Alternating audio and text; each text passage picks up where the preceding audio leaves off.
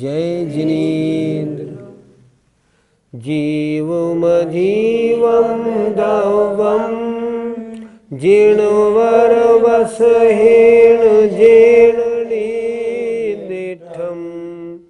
देविन्दविन्दवन्दं वन्दे तं संवदा शिरसा। पंच परमेष्ठी भगवान की जय। सम्यक चारित्र के दो भेदों की बात थी, उसमें से व्यवहार चारित्र की बात पहले हो गई थी। पिछली पाठशाला में हमने बताया था अशुभ रूप 5 पापों से दूर होना, शुभ रूप 5 महाव्रतों को धारण करना और समिति और गुप्तियों का पालना, ये व्यवहार चारित्र है। निश्चय चारित्र का वर्णन पहली पाठशाला में नहीं हो पाया था। निश्चय चारित्र का वर्णन आज आचार्य कर रहे हैं, सुनिए। बहिरभ्यंतर क्रिया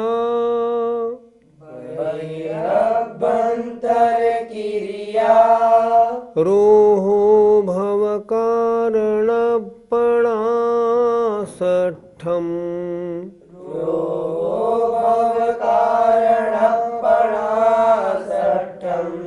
प्राणिसजं जीर्णोत्तम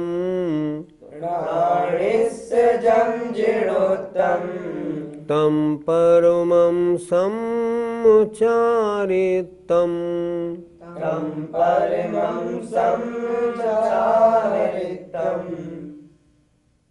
बहि, बाह्य और अभ्यंतर क्रियाओं को रोहो, रोकना।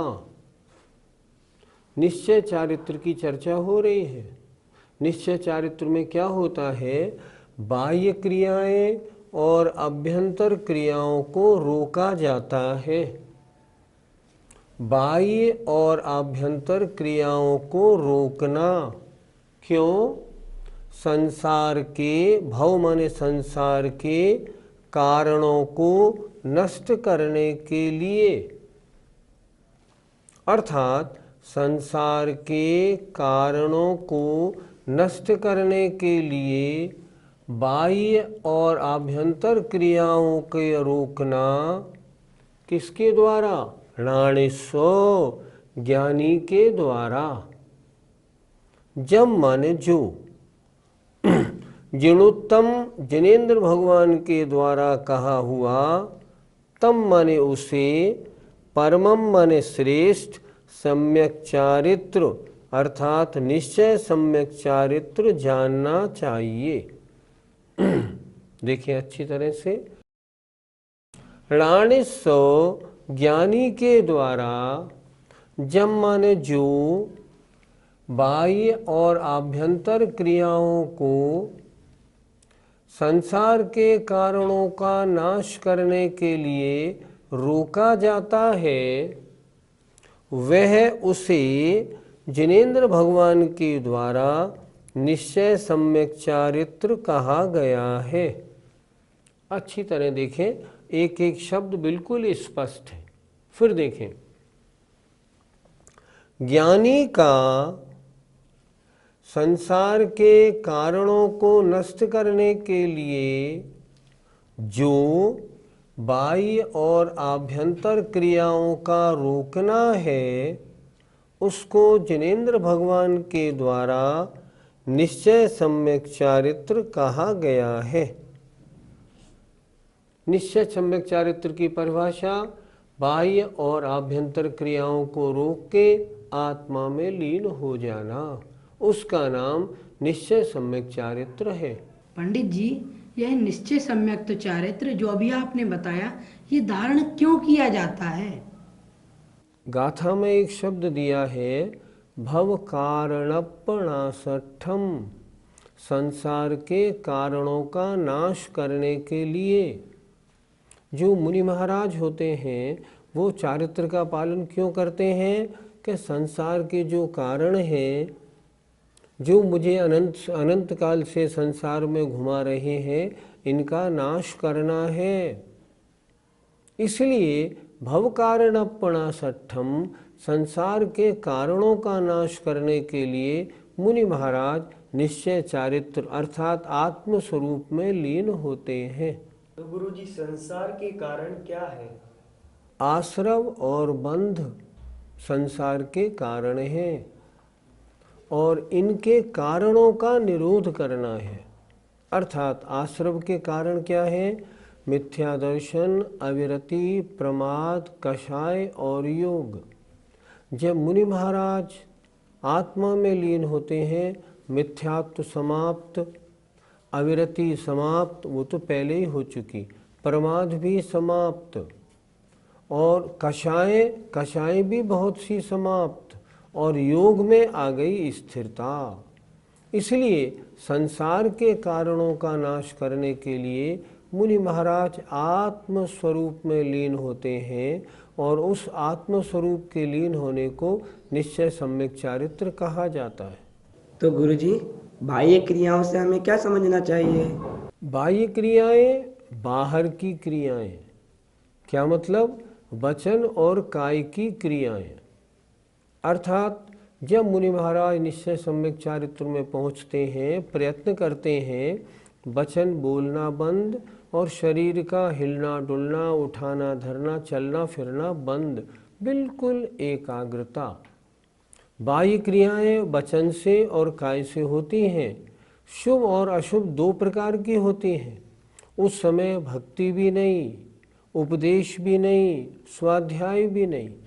अगर करेंगे तो व्यवहार सम्यक चारित्र और संपूर्ण बाह्य क्रियाओं का रोध कर दिया।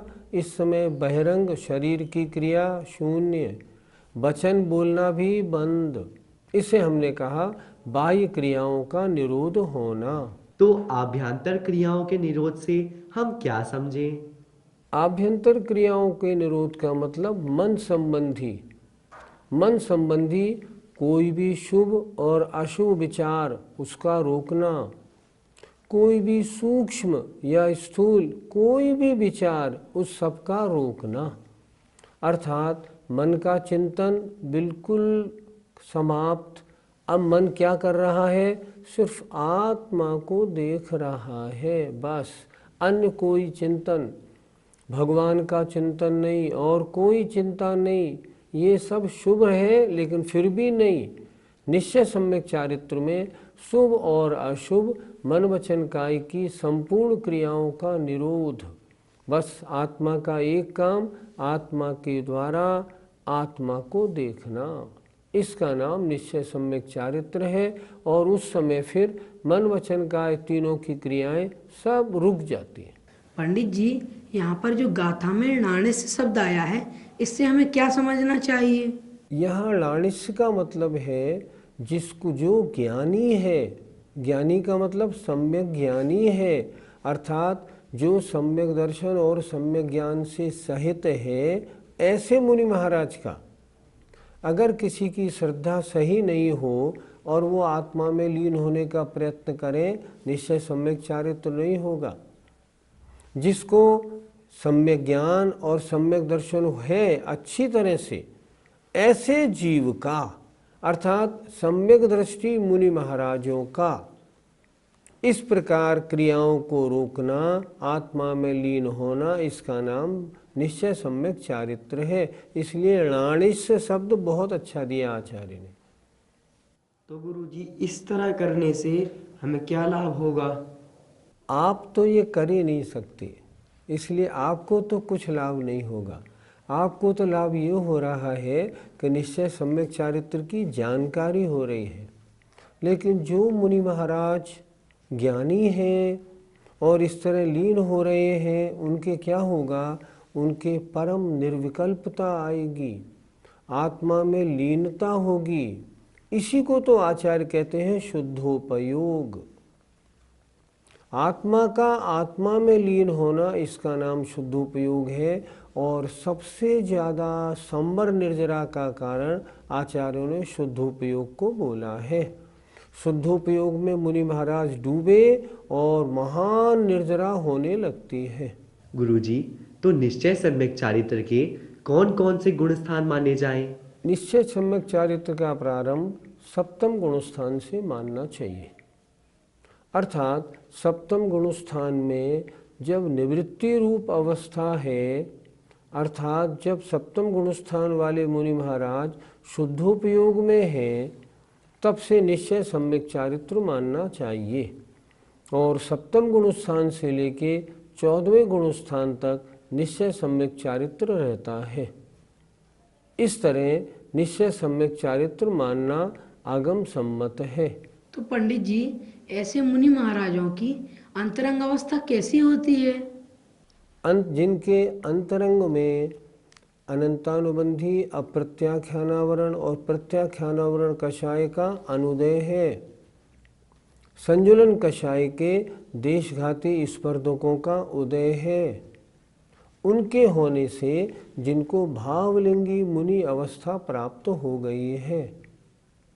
और अब जो सप्तम गुणस्थान में जहाँ तक हैं, वहाँ तक तो खैर छायोपशमिक सम्यक तो चल जाएगा वर्तमान में, लेकिन इससे ऊपर जाना है तो जिनके पास द्वितीयोपशम या छायिक सम्यक दर्शन जिनका हो गया हो, ऐसे मुनि महाराज फिर 8वें आदि गुणस्थानों में आगे बढ़ते हैं। तो अंतरंग में जिनके अगर वर्तमान काल का है तो जिनके छायोपशमिक सम्यक दर्शन और अनंतानुबंधी या प्रत्याख्यान का अनुदय और संजुलन के देशघाती स्पर्धकों का उदय होता है। और सप्तम गुणस्थान से आगे जो बढ़ते चतुर्थ काल में, उनके क्या होता है? उनके तो फिर द्वितीयोपशम या छायिक सम्यक दर्शन होता है और आगे चारित्र मोहिनी की प्रकृतियों का धीरे धीरे उपशम या क्षय होता जाता है और वो आगे बढ़ते जाते हैं। व्यवहार रत्नत्रय और निश्चय रत्नत्रय, रत्नत्रय मोक्ष का कारण है। मोक्ष के 2 कारण हो गए, व्यवहार रत्नत्रय और निश्चय रत्नत्रय। अब जिनको इन दोनों का पालन करना हो वो क्या करें, ये आचार्य ने अब आज दूसरी गाथा में इसका वर्णन किया है। दुविहम पिमोक्ष हेउम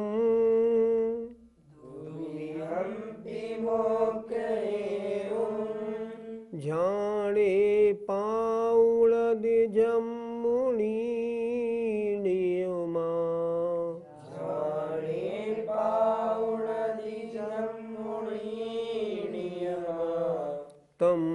तम्हापयत चित्ता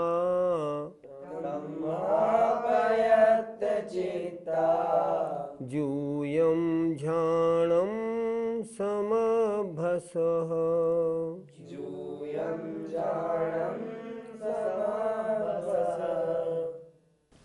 दुविहम, द्विविधम माने 2 प्रकार के ही, मोक्ष हेयुम मोक्ष के कारणों को अर्थात रत्नत्रयों को, झाणे ध्यान में, ध्यान के द्वारा, पाउणदि प्राप्त करते हैं, जम जिस कारण से, मुनिगण नियम से। क्या कहा? जिस कारण से मुनि महाराज नियम से दोनों प्रकार के ही मोक्ष के कारणों को ध्यान में प्राप्त करते हैं। व्यवहार मोक्ष मार्ग में भी ध्यान करना है और निश्चय मोक्ष मार्ग में भी ध्यान करना है। दोनों ही मोक्ष मार्गों में ध्यान आवश्यक है।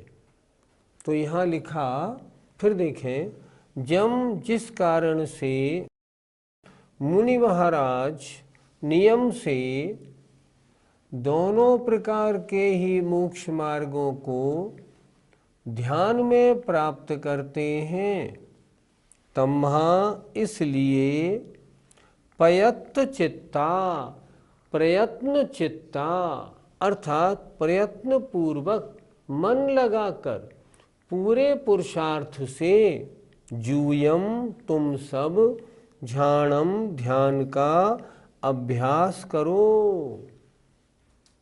अर्थात व्यवहार मोक्ष मार्ग चाहिए तो ध्यान करना है, निश्चय मोक्ष मार्ग चाहिए तो भी ध्यान करना है। दोनों मोक्ष मार्ग ध्यान से ही प्राप्त होंगे, इसलिए ध्यान का अभ्यास बहुत जरूरी है, ये आचार्य बता रहे हैं। फिर एक बार देखें, जम जिस कारण से मुनि महाराज नियम से दोनों प्रकार के ही मोक्ष मार्गों को ध्यान के द्वारा प्राप्त करते हैं, इसलिए जूयम तुम सब पयत्त चित्ता प्रयत्न पूर्वक पूरे मन लगाकर पूर्ण पुरुषार्थ पूर्वक ध्यान का समभ्भसः अच्छी प्रकार अभ्यास करो। ध्यान के अभ्यास से मोक्ष मार्ग मिलता है, इसलिए जुटो और मोक्ष मार्ग के लिए ध्यान का अभ्यास करो। पंडित जी, ध्यान किसे कहते हैं? आचार्यों ने लिखा है, एकाग्र चिंता निरोधो ध्यानम। एक पदार्थ पर, एक वस्तु पर, किसी एक पर चिंतवन का रुक जाना ध्यान है।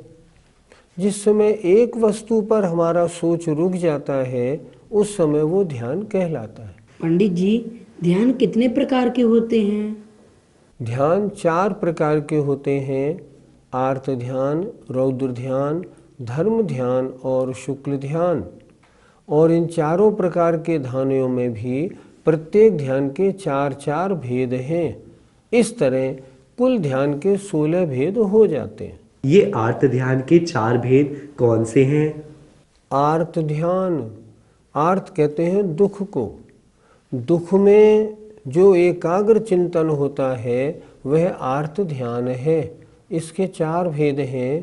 पहला इष्ट वियोगज, किसी इष्ट माने अच्छी लगने वाली वस्तु के वियोग हो जाने पर ये कैसे प्राप्त हो, इस पर निरंतर चिंतन करना, इष्ट वियोगज आर्त ध्यान।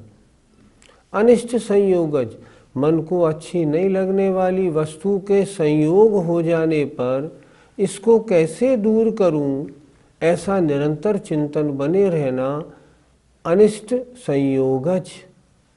तीसरा वेदना विभव, अर्थात शरीर में कोई रोग हो जाने पर ये रोग कैसे ठीक हो, निरंतर इसका चिंतन करना, वेदना विभव आर्त ध्यान है।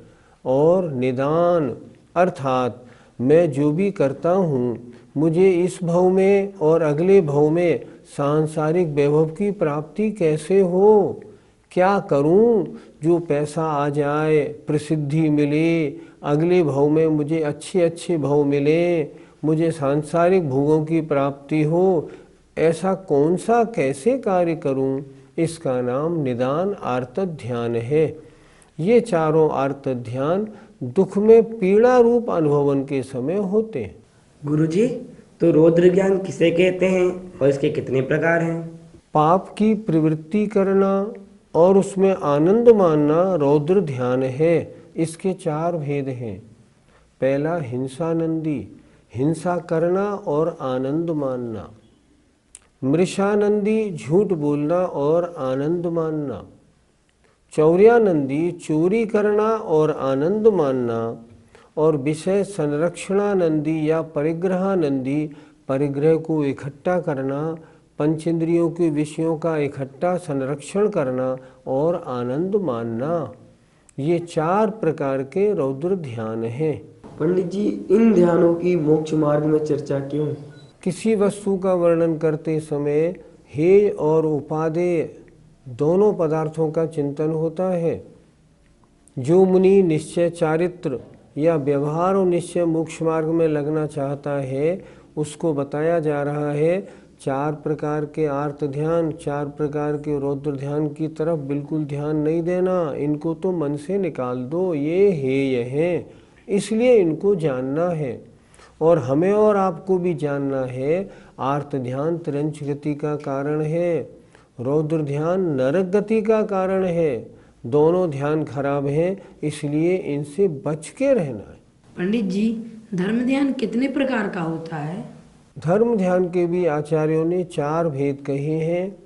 आज्ञा विचय, भगवान के द्वारा जो भगवान का उपदेश है उसका श्रद्धा सहित निरंतर चिंतन करना। शास्त्रों में कैसा ऐसा वर्णन लिखा है ऐसे। अपाय विचय, संसार के जीव अनादिकाल से मिथ्यात्व कषायों के चक्कर में पड़कर दुखी हो रहे हैं, इनको इनसे कैसे बचाया जाए। अपाय विचय।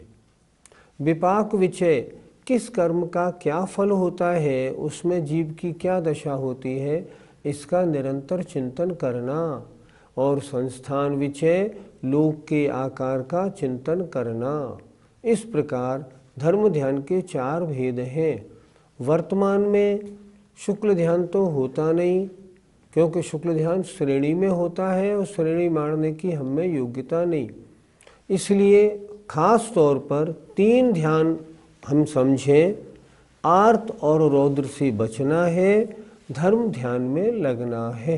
तो गुरुजी, ये शुक्ल ध्यान के 4 भेद कौन कौन से हैं? इनका तत्वार सूत्र में वर्णन आता है। पृथक्त्व वितर्क, एकत्व वितर्क, सूक्ष्म क्रिया प्रतिपात, विपरीत क्रिया निवर्ति।